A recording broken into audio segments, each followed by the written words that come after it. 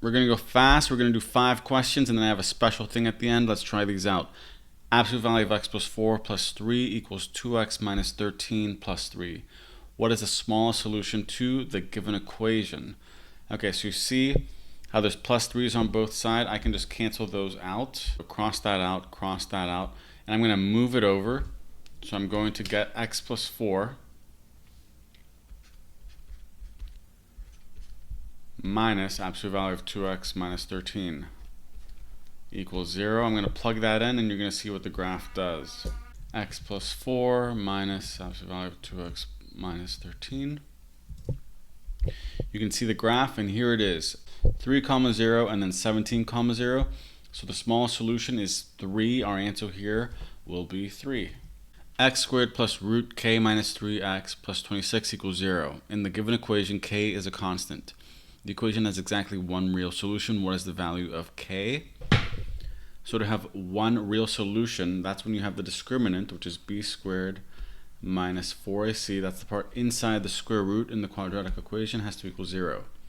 So in this case, the b squared, the b is k minus 3 square rooted. So we're going to have square root of k minus 3 squared minus 4 times 1 times 26 equals 0. K minus 3 squared, root square rooted, you just got k minus 3 minus 4 times 1 times 26, 104 equals 0. So k minus 3 equals 104.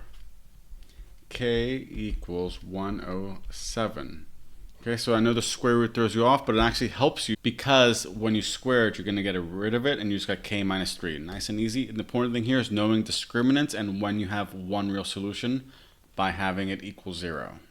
Now we have this one here, y equals 3x squared minus 12x plus 18, and we have y plus 2 equals 0. How many solutions are there to the given systems of equations? Am I going to solve for it? No. What I'm going to do is I'm going to graph them and see how many times they intersect.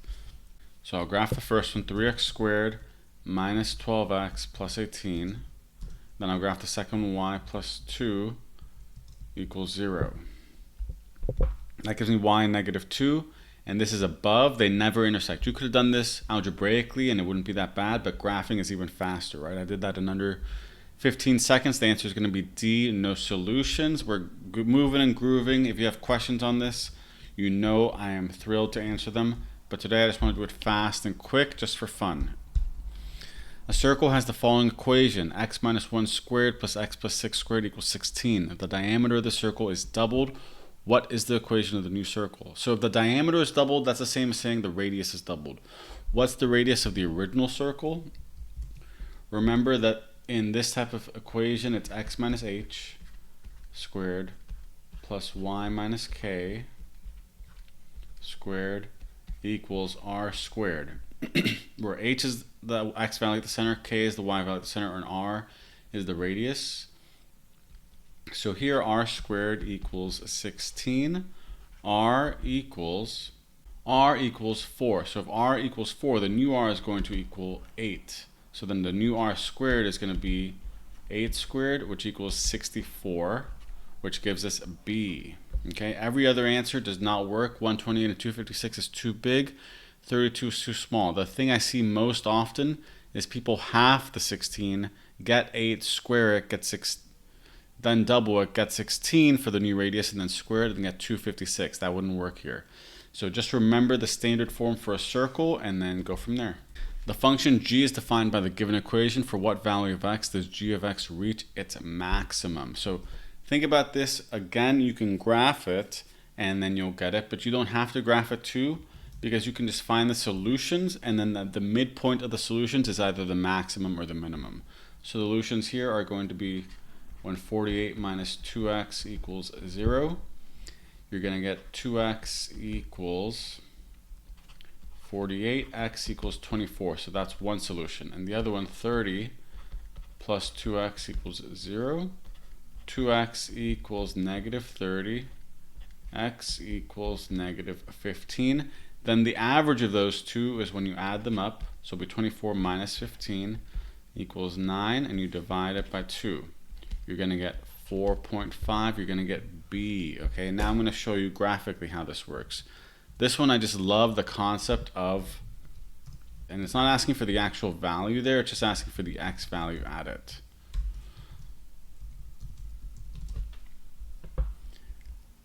Let's see, up here we are.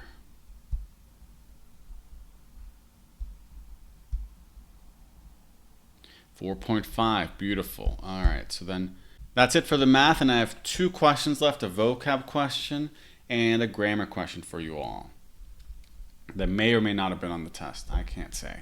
I didn't take it. The dinosaur displays at museums such as the Naturmuseum Senckenberg in Frankfurt, which has a life-sized Diplodocus longus statue among its holdings, are notable for the blank of the research behind them. The museum staff consulted numerous sources to ensure the accuracy of the displays.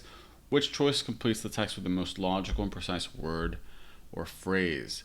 Novelty, rigor, obscurity, shallowness. So do you see here, this here is separated and it's giving us info that I think will fill it in. Whenever there's a separate part of the sentence, either before or after, but more often after the blank, you have to think about how that could tie in. So they consulted numerous sources. So if they're doing that, that seems to be that they're being careful and they're being rigorous.